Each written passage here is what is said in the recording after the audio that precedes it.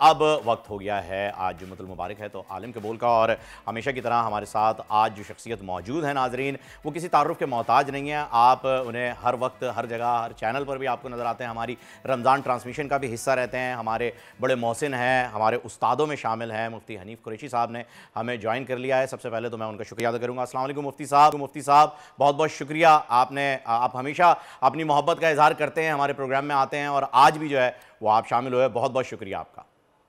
वालेकुम अस्सलाम, आपका शुक्रिया। आपने मुझे मदऊ किया ताकि मैं आपसे भी और आपकी वसातत से अपने मुल्क के दीगर बासियों से भी और दीगर लोगों से भी हम कलाम हो सकूं। आपका भी शुक्रिया। मुफ्ती साहब, ज़रूरी होता है कि हम जैसे कम इल्म लोग जो होते हैं उनकी आप इस्लाह फरमाएं और जहाँ जहाँ हमारी कमज़ोरियाँ हैं, कोताहियाँ हैं, उन्हें दूर करें। अब मिसाल के तौर पे हम इस वक्त मना रहे हैं आज़ादी का महीना, तो आज़ादी पे बात करने से पहले मैं चाहूँगा कि थोड़ी सी अगर हम तफसीली गुफ्तगू हिजरत पे कर लें, क्योंकि एक बड़ी तवील हिजरत हुई। मदीना सानी जैसी जो है वो रियासत यहाँ बनाई गई और मदीने के वक्त भी एक हिजरत हुई थी, जो कि आप सल्लल्लाहु अलैहि वसल्लम ने मक्के से मदीने हिजरत फरमाई। अल्लाह ताला ने हुक्म दिया कि आप वहाँ पर चले जाइए। फिर तारीख़ ने देखा कि फ़तह मक्का भी आपके सामने आई, और फ़तह मक्का का क्या खूबसूरत वाक़या था जब अंसार की मौजूदगी में आका सलातो सलाम मक्के के सरदारों को ऊँटों के तहाइफ नवाज रहे थे, और चंद अंसार आए और फरमाया कि आका सलातो सलाम आप तमाम तहाइफ जो हैं वो मक्के के सरदारों को दे रहे हैं फ़तह मक्का के बाद, तो हमारे लिए कुछ। तो आका सलातो सलाम ने कितनी मोहब्बत से फरमाया था कि तुम्हारे लिए मैं काफ़ी नहीं हूँ, जिसके ऊपर सारे अंसारों में मुस्कुराहट दौड़ पड़ी और एक मरतबा फिर आप सल्लल्लाहु अलैहि वसल्लम मदीना मुनव्वरा तशरीफ़ ले गए। तो मैं चाहूँगा कि इस हिजरत को, हमारी जो मदीना सानी की रियासत पाकिस्तान वजूद में आई, उस हिजरत के साथ अगर आज आप जोड़ेंगे तो बड़ा ही खूबसूरत मंजर पेश होगा। बिस्मिल्लाह वस्सलातु वस्सलाम अला रसूलिल्लाह। देखें, बुनियादी तौर पर मेरा जो बिलीव या मेरे जो यकीन है वो पाकिस्तान जो है ये अल्लाह ताला के नबी की अताओं में से एक अता और मौजज़ों में से एक मौजज़ा है। पाकिस्तान का क़याम एक ख़ास मकसद के तहत अमल में आया और हम देखते हैं कि आज तक इस वतन अजीज़ की अजमत और इसके इस्तेहकाम के वाले से जिन जिन लोगों ने भी कदगन लगाए उनके साथ वही सलूक हुआ कि जिस तरह का सलूक हजरत सालेह इस्लाम की ऊँटनी के साथ हाथ लगाने वालों के साथ हुआ था। नस्लें मिट गई हैं उनकी जिन्होंने इस वतन को मिटाने की कोशिश की। हम जब देखते हैं कि पूरी दुनिया के अंदर जो भी रियासतें किसी नजरिए के ऊपर कायम की गई हैं, वो तकरीबन मुझे जो नजर आ रहे हैं वो 3 रियासतें हैं। एक रियासत मदीना है, एक रियासत इसराइल है और एक रियासत के बाद पाकिस्तान वो वाहिद रियासत है जो नजरिया दो कौमी नजरिए पर यानी ला इलाहा इल्लल्लाह मुहम्मदुर रसूलुल्लाह के इस नजरिए पर कायम की गई है। अब इसके पीछे आप अगर देखते हैं तो हैरत अंगेज तौर पर बहुत सारी चीज़ें हमें कॉमन नजर आती हैं कि जो रियासत मदीना के अंदर हुई थी उसके क़याम के वक्त जो चीज़ें सामने आई थी उसी तरह की मुनासबत आपको पाकिस्तान के क़याम में भी आती है। एक बात तो आप और मेरे सुनने वाले सारे हम सारे ये यकीन कर लें कि किसी बड़ी इनायत और नेमत की अता से काबिल कुदरत कौमों के इम्तिहान भी बड़े तगड़े लिया करती है। अब जरा रियासत मदीना के पीछे देखें। सबसे पहले अल्लाह के नबी सल्लल्लाहु अलैहि वसल्लम को जो मक्का मुकरमा के अंदर जुल्म और सितम का सामना करना पड़ा, इंडिविजुअली और कौमी तौर पर, खानदानी तौर पर, फिर आप शेब अबी तालिब के वो दर्दनाक हालात और मनाजिर को देखिए कि 3 साल समाजी बाइकाट है और उस अरब के मुआशरे में कि जहाँ गुजारा ही मुमकिन नहीं है और वहाँ एक पूरे खानदान को एक घाटी के अंदर सिर्फ एक नजरिए के हवाले से बात करने से रोक दिया जाता है और कैद कर लिया जाता है।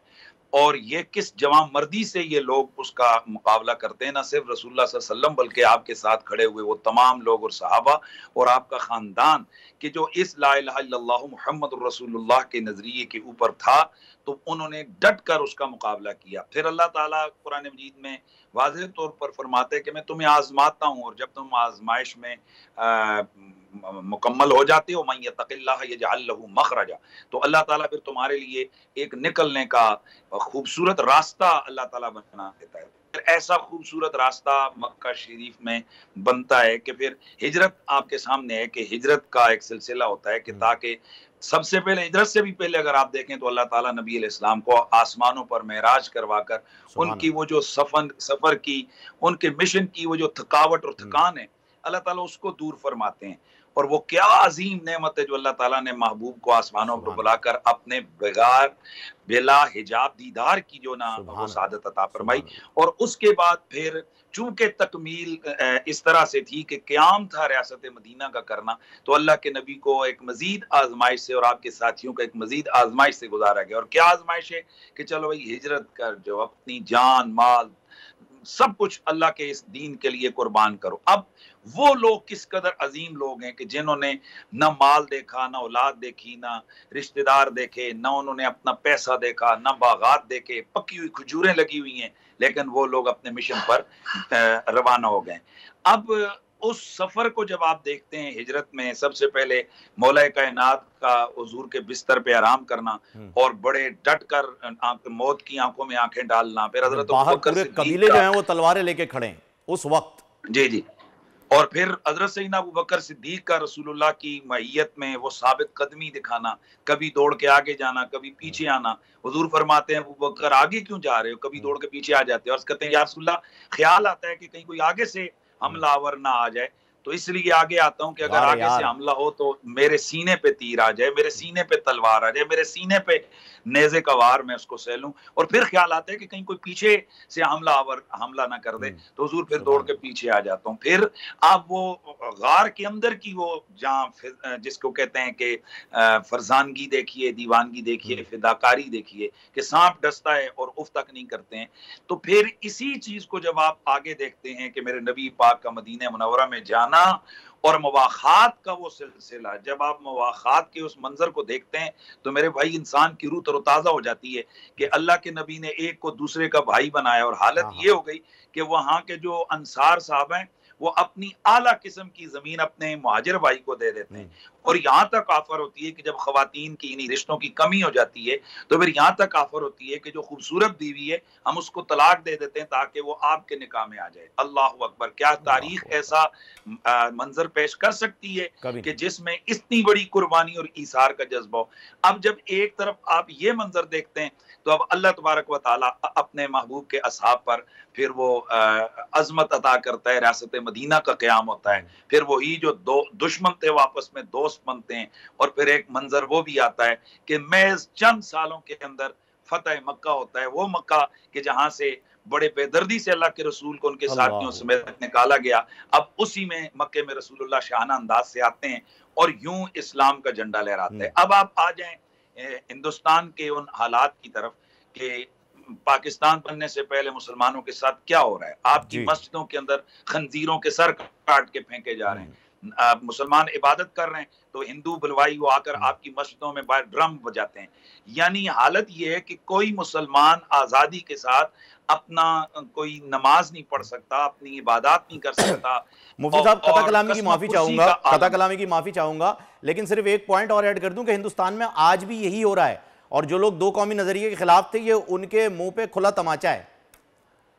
जी जी, देखें, ये आप अल्लाह और उसके रसूल के कुदरत के या जो हकीकत के कुरान के निज़ाम को चैलेंज तो आप नहीं कर सकते हैं ना। अल्लाह ताला ने कुरान मजीद में बड़ा वाज़ेह फरमाया कि ये कुफार जितने भी हैं ये एक ही थैली के चिट्टे बट्टे हैं और ये कभी भी तुम्हारे दोस्त नहीं हो सकते हैं और तुम भी इनको अपना दोस्त ना बनाओ। ये 3-4 मकामात पर अल्लाह की तरफ से वाज़ेह हुक्म है।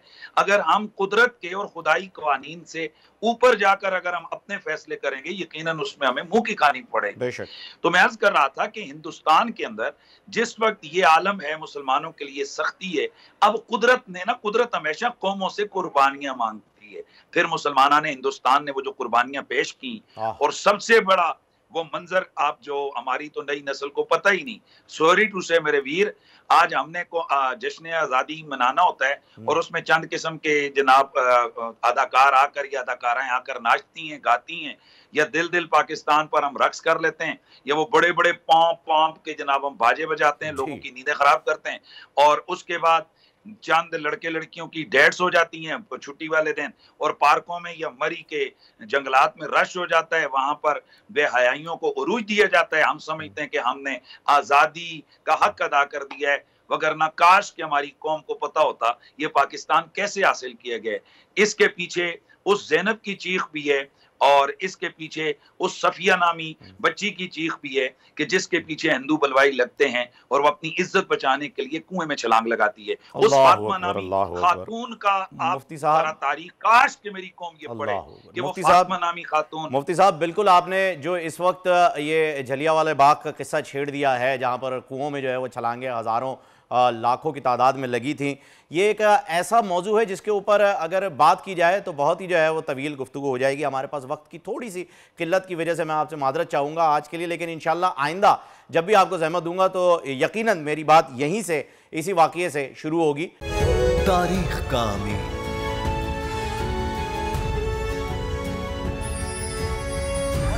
आजादी की अलामत,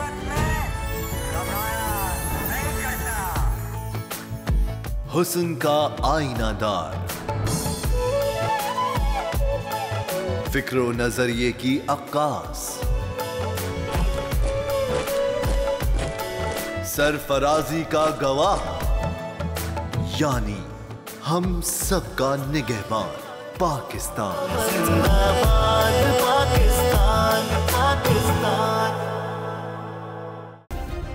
सब्सक्राइब करें और बेल दबाएं ताकि कोई खबर रह न जाए।